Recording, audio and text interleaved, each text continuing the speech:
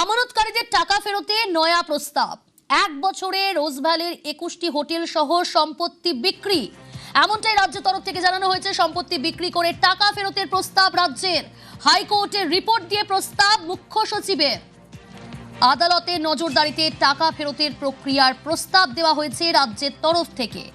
তৃণমূল আমলে প্রায় 2500 কোটি দুর্নীতির অভিযোগ। রোজভ্যালিকে কেন্দ্র করে তৃণমূল জামানায় প্রায় 2500 কোটি দুর্নীতির অভিযোগ।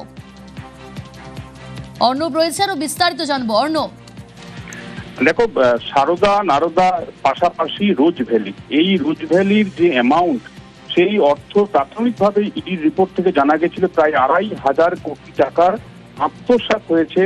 ছোট ছোট আমানতকারীদের টাকা আত্মসাৎ হয়েছে রোজভ্যালিতে। এবং প্রায় 2013-14 সালের পর থেকে কলকাতা হাইকোর্ট একটি কমিটি তৈরি করেছিল, অ্যাসেট ডিসপোজাল কমিটি, কিন্তু আজ পর্যন্ত সেই অর্থে লক্ষ লক্ষ আমানতকারী হাতে টাকা পায়নি। অর্থাৎ সময় চলে যাচ্ছে, প্রায় 12 বছর অতিক্রান্ত, কিন্তু সেই অর্থে যারা আত্মসাৎ হয়েছেন, যারা খননের পথ বেছে নিয়েছেন, এই লক্ষ লক্ষ আমানতকারীদের কথা ভেবে রাজ্যে পালাবদলের পর নতুন রাজ্য সরকার রিপোর্ট আকারে রাজ্যের মুখ্য সচিব মনোজ কুমার আগরওয়াল কলকাতা হাইকোর্টের চিটফান্ডের যে বিশেষ বেঞ্চ, বিচারপতি রাজর্ষি ভরদ্বাজের ডিভিশন বেঞ্চ, সেখানেই প্রস্তাব দিয়েছে রাজ্যের মুখ্য সচিব যে কলকাতা হাইকোর্টের নজরদারিতে কলকাতা হাইকোর্ট যেমনটা চাইবে সরাসরি আমানতকারীদের টাকা ফেরত দিতে চায় রাজ্য সরকার। এবং তার জন্য ডেডলাইন রাখা হয়েছে 1 বছর, অর্থাৎ আগামী 12 মাসের মধ্যে এই 2500 কোটি টাকার প্রায় কাছাকাছি সম্পত্তি রয়েছে। 21টা হোটেল রয়েছে রোজভ্যালির বিভিন্ন জায়গায় ছড়িয়ে, অনেকগুলি ব্যবসা করছে রমরমি এখনো। সেই হোটেল সহ যাবতীয় সম্পত্তি বিক্রি করে রাজ্য সরকারই সরাসরি আমানতকারীদের অ্যাকাউন্টে, তাদের হাতে টাকার চেক তুলে দিতে চায়। এই প্রস্তাব রাজ্য সরকার দিল। তোমায় জানিয়ে রাখি, এক্ষেত্রে যে অ্যাসেট ডিসপোজাল কমিটি এর আগে হাইকোর্ট তৈরি করেছিল, যাদের মাধ্যমে এই অ্যাসেট ডিসপোজাল বা এডিসি, সেখানেই কিন্তু অস্বচ্ছতার অভিযোগ এনেছে সিরিয়াস ফ্রড ইনভেস্টিগেশন অফিস, এই দপ্তর। এবং এসএফআইও এই অস্বচ্ছতা অভিযোগ আনার পর অ্যাসেট ডিসপোজাল কমিটি নিয়েও বারবার কলকাতা হাইকোর্ট প্রশ্ন ছুড়েছে, তাদের কাজ নিয়ে প্রশ্ন করেছে। এবার প্রায় সমস্ত এজেন্সি, ইডি, এনফোর্সমেন্ট ডিরেক্টরেট হতে পারে, সেডি হতে পারে, এসএফআইও হতে পারে, সব পক্ষের কাছে সবার মতামত নিয়ে রাজ্য সরকার এই নতুন প্রস্তাব রাখলো। এবং যার কাছে যা সম্পত্তি রয়েছে এই মুহূর্তে, সেটা হাইকোর্টে জানাজানি বা হাইকোর্টের মধ্য দিয়ে, হাইকোর্টকে সামনে রেখে হাইকোর্টের নজরদারিতেই এবার হাতে হাতে টাকা ফেরাতে চায় নতুন রাজ্য সরকার। এবং সেই প্রস্তাব গতকাল 18 আগস্ট ফলকনামার আকারে জানতে চাইবো যে হাইকোর্ট নিযুক্ত অ্যাসেট ডিসপোজাল কমিটি অর্থাৎ এডিসি, সেই এডিসির ভূমিকা নিয়ে বারবার প্রশ্ন উঠেছে, আর্থিক অস্বচ্ছতার অভিযোগ উঠেছে। সেক্ষেত্রে কি এডিসি ভেঙে দেবার কোনো প্রস্তাব বা এহেন কোনো নির্দেশ হাইকোর্টের তরফ থেকে?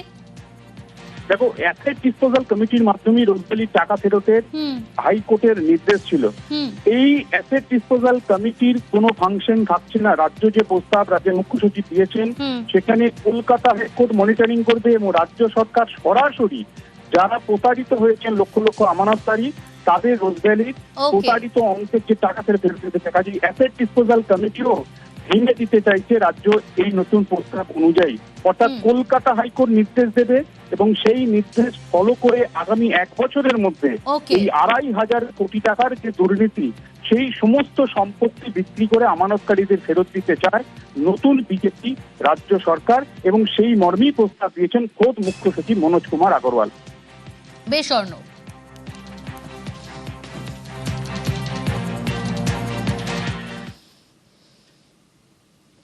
বড়বাজারে কোটি টাকা ডাকাতির অভিযোগ।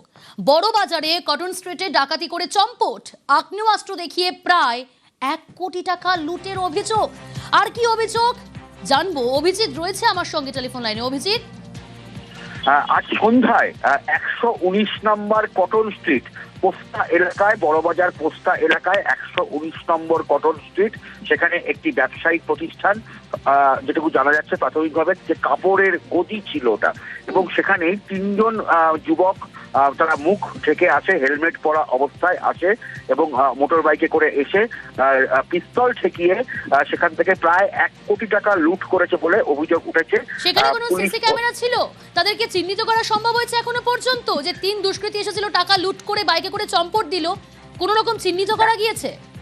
এখনো পর্যন্ত ওই ব্যবসায়িক প্রতিষ্ঠানের তরফ থেকে কোন রকম পুলিশে কমপ্লেন করা হয়নি, কিন্তু পোস্তা থানার পুলিশ স্বতঃপ্রণোদিতভাবে খবর পেয়ে তারা সেখানে তদন্তে গেছে এবং সিসিটিভি তারা খতিয়ে দেখছে যে সিসিটিভি আছে কিনা, ওটা বিষয়টাই খতিয়ে দেখা হচ্ছে।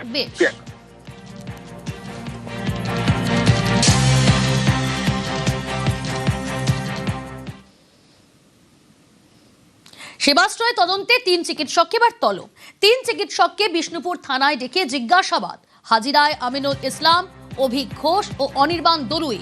সেবাশ্রয়ে একাধিক বেনিয়মের অভিযোগ। বিজেপি নেতা অভিজিৎ দাসের করা মামলায় তলব।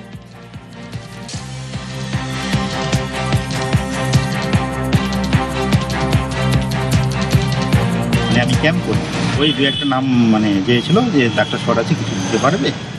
তো আমি ওই সময় মনে পড়ছে না যে কটা দিয়েছি, 2-1টা দিয়েছিলাম হেল্পিং হ্যান্ড হিসেবে। একজন যেতে পারে সেটা আমি করে দিতে পারবো। আয়ুর্বেদ, পারলিপি, কেসিসটি এসব নিয়ে আমি তো ক্যাম্পই করিনি অ্যাটেন্ড। সেবাশ্রয়ের যে লিস্ট, এই লিস্টে যে অর্গানাইজিং টিম যেটা ছিল, সেখানে চিফ কোঅর্ডিনেটর ছিল ডক্টর অভিক ঘোষ। এ হচ্ছে অভিষেক ব্যানার্জির ডক্টর লেভেলের অপারেশনাল অ্যাসেটদের অন্যতম। দ্বিতীয় নাম ছিল ডক্টর মোহাম্মদ মেহরাজুমান, যে হচ্ছে ওভারঅল ক্যাম্প কোঅর্ডিনেটর। আর স্পেশাল ডক্টর কোঅর্ডিনেটর ছিল ডক্টর অনির্বাণ দলুই। ভাইপোর কাছে পৌঁছতে হলে এরা হচ্ছে একটা ধাপ, আস্তে আস্তে যেভাবে জাল গোটাতে হয় সেইভাবে জাল গুটিয়ে আনা হচ্ছে বড় মাছটাকে ধরার জন্য। লক্ষ লক্ষ লোককে ক্যাম্পে জোর করে ফোর্সফুলি টেনে নিয়ে আসা হয়েছে। পাপের শাস্তি অভিষেক ব্যানার্জি এবং তার সঙ্গে অভিযোগিত যারা ছিল তাদের পাওয়া উচিত। ভেতরে কি কি রহস্য আছে সেটা একমাত্র জানে এই ডাক্তাররাই।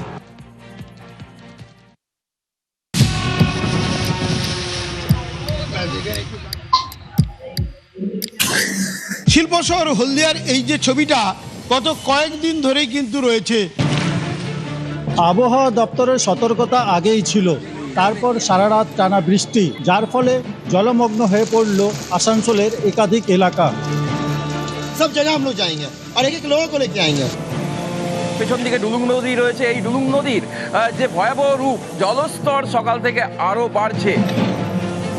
আমাদের স্টিল হসপিটালে যোগাযোগ বিচ্ছিন্ন। জল যন্ত্রণার থেকে মুক্তি চাইছেন হলদিয়ার মানুষজন, চাইছেন নিকাশি ব্যবস্থার উন্নতি। যাদের বাড়ির মধ্যে এক ছাতি জল, তারা কেউ নেই, এখানে বাড়িতে নেই, সব গিয়ে ত্রাণ শিবিরে গিয়ে আছে। এই পুরো চত্বরে হলদিয়া এবং আপনাদের এই আশেপাশে যাতে জল যন্ত্রণা, নরক যন্ত্রণা থেকে মুক্তি দিতে পারি, আমরা একটা কম্প্রিহেন্সিভ প্ল্যান, ড্রেনেজের নিকাশির ব্যবস্থা করব। গঙ্গেশ্বরী নদীর উপর যে মানকানারি সেতু, সেই মানকানারি সেতু কিন্তু জলের তলায় চলে গিয়েছে। নদীর ব্রিজের উপরে মোটামুটি 6 ফুটের উপরে এখন জল যাচ্ছে এবং আরো জল বাড়বে এবং সম্পূর্ণ অসহায়ভাবে মানুষগুলো দিন যাপন করছে।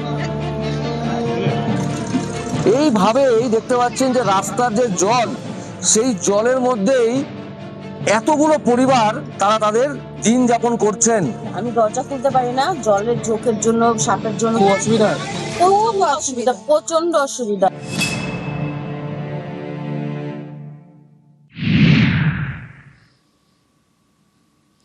টানা বৃষ্টির জেরে একাধিক জেলা জলমগ্ন।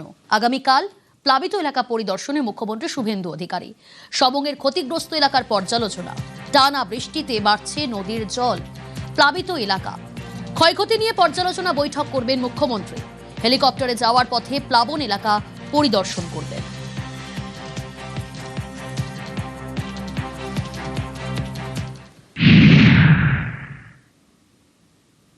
সবংয়ের পাশাপাশি আরামবাগের প্লাবন পরিস্থিতি পর্যালোচনা। আগামীকাল আরামবাগে মুখ্যমন্ত্রী। আরামবাগের একাধিক এলাকা প্লাবিত, ক্ষয়ক্ষতি নিয়ে পর্যালোচনা বৈঠক করবেন মুখ্যমন্ত্রী শুভেন্দু অধিকারী। হেলিকপ্টারে যাওয়ার পথে প্লাবন এলাকা পরিদর্শন করবেন তিনি। বৃহস্পতিবার জলমগ্ন পরিস্থিতি পরিদর্শনে যাবেন মুখ্যমন্ত্রী শুভেন্দু অধিকারী। তেমনটাই রাজ্য প্রশাসনের তরফে প্রস্তুতি নেওয়া হচ্ছে।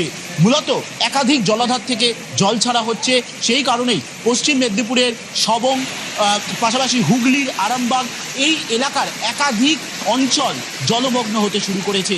আর তা নিয়েই মুখ্যমন্ত্রী শুভেন্দু অধিকারী পরিদর্শন করবেন জলমগ্ন এলাকা পরিদর্শনের পাশাপাশি স্থানীয় প্রশাসনের সঙ্গে বৈঠকও করবেন।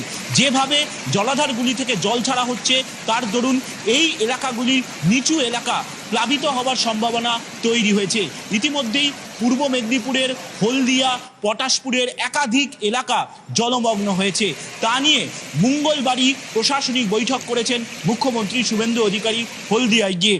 আর এবার বৃহস্পতিবার পশ্চিম মেদিনীপুরের সবং এবং হুগলির আরামবাগে জলমগ্ন এলাকা পরিদর্শন করবেন, স্থানীয় মানুষের সঙ্গে কথা বলবেন, প্রশাসনিক কর্তাদের সঙ্গে বৈঠকও করবেন। তারপর শিলিগুড়ির উদ্দেশ্যে রওনা দেবেন মুখ্যমন্ত্রী শুভেন্দু অধিকারী। ক্যামেরায় সুমন বোসের সঙ্গে সোমরাজ বন্দ্যোপাধ্যায়, নিউজ 18 বাংলা, কলকাতা। আজ মন্ত্রিসভার বৈঠকে কড়া নির্দেশ মন্ত্রী বিধায়কদের। মুখ্যমন্ত্রীর রাতেই জলমগ্ন এলাকায় যেতে হবে মন্ত্রী বিধায়কদের। আজ কড়া নির্দেশ মুখ্যমন্ত্রী। শুধু জলমগ্ন এলাকা পরিদর্শন করলেই হবে না, ত্রাণ ও উদ্ধার কাজ তদারকি করতে হবে মন্ত্রীদের। লাগাতার বৃষ্টিতে রাজ্যের একাধিক জেলায় প্লাবন পরিস্থিতি।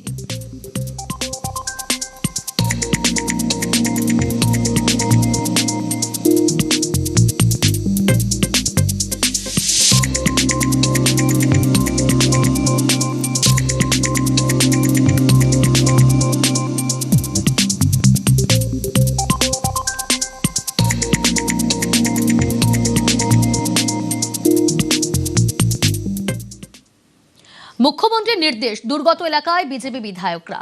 হাওড়ার আমতা এলাকায় বিধায়ক অমিত সামন্ত। জলের চাপে ভেঙেছে ভাটোরার একাধিক সাঁকো। লঞ্চে করে ভাঙা ঘাট পরিদর্শন। সরকারি তরফ থেকে, পড়াশোনার তরফ থেকে যাতে কোনো রকমভাবে গাফিলতি না আসে, কোনো রকমভাবে মনে যেন না হয় যে এরা বিচ্ছিন্ন হয়ে পড়েছে। এত কষ্টের মধ্যে যারা জীবনযাপন করে তাদের যেন মনে না হয় যে তারা পরিত্যক্ত। তাই কোনো কিছু বিপর্যয় ঘটার আগেই আমরা আসলাম। মানে এনডিআরএফের টিম তো আছেই বন্যা দুর্গতদের জন্য, এবং এছাড়া আমাদের বিডিও সাহেব থেকে শুরু করে পুলিশ প্রশাসন প্রত্যেকের কাছে প্রয়োজনীয় বন্যা প্রতিরোধের জন্য যা যা দরকার তা আমি আমাদের প্রশাসন ডিএম এসডিওর সঙ্গে কথা বলেছি। তো তারা প্রয়োজনীয় উদ্যোগ নিয়েছে এবং রেখেছে, ব্যাকআপ রেখেছে, উপযুক্ত ব্যাকআপই আছে, যেটা মোকাবিলা করার জন্য কোনো অসুবিধা হওয়ার কথা না।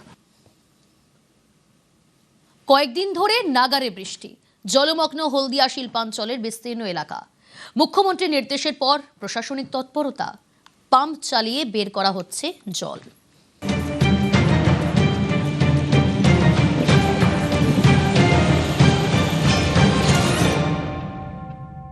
আইওসি সহ পোর্ট সহ যাদের সাহায্য দরকার স্টেক হোল্ডার হয়েছে, এসডিও হলদিয়া লিড করবেন, এমএলএ হলদিয়া থাকবেন। মুখ্যমন্ত্রী শুভেন্দু অধিকারীর নির্দেশ, তৎপর প্রশাসন। জমা জল বের করতে বসানো হয়েছে পাম্প। এ ছবি পূর্ব মেদিনীপুরের হলদিয়া শিল্পাঞ্চলের। আমি বলবো সিএম স্যার ভালো উদ্যোগ নিয়েছে। সিএম স্যার খোঁজ খবর নিচ্ছে কাজ করার জন্য, যাতে কাজ করছে যাতে আরো ভালোভাবে কাজ করে সেই চেষ্টা রাখছি আমরা। ভবিষ্যতে নিকাশি ব্যবস্থা খুব সুন্দর হয় সেই চেষ্টা করব। গত কয়েকদিন ধরে হলদিয়ায় নাগাড়ে বৃষ্টি, জলের নিচে বিস্তীর্ণ এলাকা। বিপদ বাড়িয়েছে হলদি নদী, পাড় ছাপিয়ে ভাসিয়ে দিয়েছে শহরকে। হলদিয়ায় রাস্তায় জল, বাড়িতে জল, জলের তলায় কল। একই ছবি গ্রামীণ এলাকাতেও। বর্তমান সময়ে জল তো জমে গেছে, আমরা দেখছি, আপনারাও দেখছেন, সকলে দেখছে। অ্যাকচুয়ালি মানুষের খাওয়া দাওয়ারও খুব সমস্যা হচ্ছে, বিশেষ করে খাওয়ার জলেরও ক্রাইসিস দেখা দিয়েছে, কারণ জল দূষিত হয়ে গেছে এক প্রকারের। টয়লেট বাথরুমগুলো জলের তলায় চলে গেছে। গভর্নমেন্ট ভালো কাজও করছে, অসুবিধা নেই। মঙ্গলবার দুপুরের পর আবহাওয়ার উন্নতি হয়েছে, বৃষ্টি থেমেছে, ধীরে ধীরে নামছে জমা জল। তবে দুর্ভোগ কাটেনি। আমার ঘরে এখনো 1 হাঁটু জল, ড্রেন নেই, এখানে ড্রেন থেকে জল বেরায়। ড্রেনটা যদি করে দেয় পৌরসভা থেকে, তাহলে আমরা পরবর্তীকালে একটু ভালো থাকতে পারি। জল যন্ত্রণার থেকে মুক্তি চাইছেন হলদিয়ার মানুষজন, চাইছেন নিকাশি ব্যবস্থার উন্নতি। তারা ভরসা রাখছেন সরকারের উপর, প্রশাসনের উপর। তারা বলছেন প্রশাসন, সরকার দ্রুত পদক্ষেপ নিক। হলদিয়া থেকে ক্যামেরায় শুভঙ্কর লাহার সঙ্গে সুজিত ভৌমিক, নিউজ 18 বাংলা। চারদিকে প্লাবন পরিস্থিতির মধ্যেও ছাত্রছাত্রীদের টানে রোজ স্কুলে পৌঁছে যাচ্ছেন মাস্টার মশাই। বাঁশের সাঁকো ভেঙে গেছে, একটা জায়গার পর নৌকার পথও শেষ। গামছা পরে কখনো বুক জল, কখনো কোমর জল ভেঙে এগোচ্ছেন মাস্টার মশাই। জলরেখা ভেঙে এগোতে এগোতে অদম্য মানসিকতার মহাকাব্য লিখছেন নারায়ণগড়ের সুব্রত দাস। শিক্ষায় যে তার ব্রত। এতটা জল পেরিয়ে আসতে হলো, প্রায় 1 বুক জল।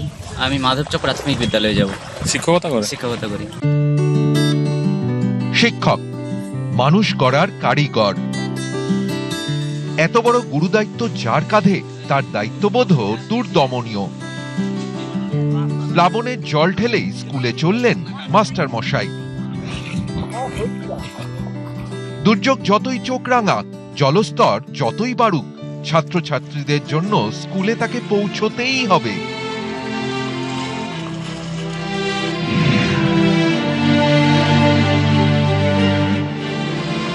কয়েকদিনের ভারী বৃষ্টিতে জলমগ্ন পশ্চিম মেদিনীপুরের নারায়ণগড়ের বিস্তীর্ণ এলাকা। চরাচর জুড়ে শুধু জল আর জল। নারায়ণগড়ের মাধবচক প্রাথমিক বিদ্যালয়ের শিক্ষক সুব্রত দাস কঠিন পরিস্থিতির মধ্যেই কখনো বুক জল, কখনো কোমর জল ঠেলে স্কুলে পৌঁছে যাচ্ছেন তিনি। শিক্ষক সুব্রত দাসের বাড়ি নারায়ণগড়ের মান্দার গ্রামে। কেলেঘাই নদী পেরিয়ে স্কুলে যেতে হয় তাকে। বাড়ি থেকে স্কুলের দূরত্ব প্রায় 10 কিলোমিটার।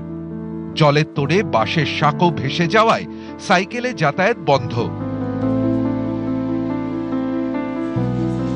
এত প্রতিকূলতার মধ্যেও স্কুল যাওয়া বন্ধ করেননি মাস্টার মশাই, কারণ পড়াশোনায় কোনো খামতি রাখতে চান না তিনি। সিলেবাস শেষ করানোর দায়বদ্ধতাও তো আছে।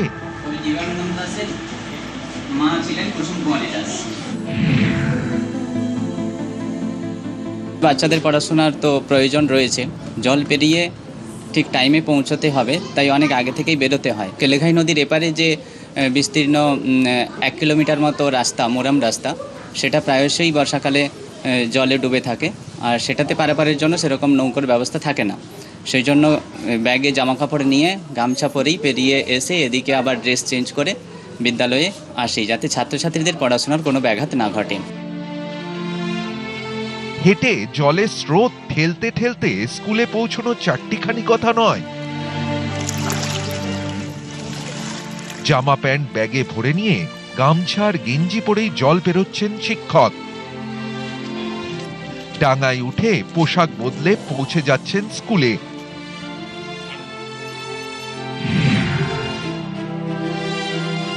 খালি গায়ে জামা কাপড় ব্যাগে ভরে বেরোতে হচ্ছে।